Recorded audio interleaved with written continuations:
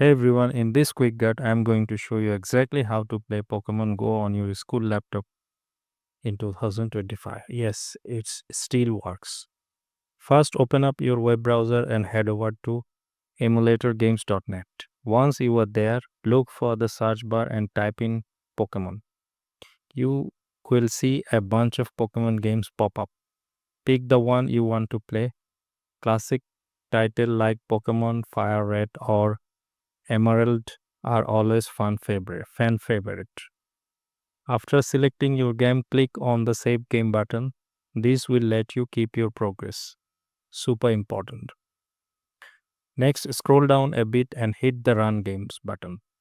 Give it a few seconds to load, and boom, you are now playing Pokemon right from your school Chromebook. It's that easy. No download, no installation. Just straight up Pokemon fun.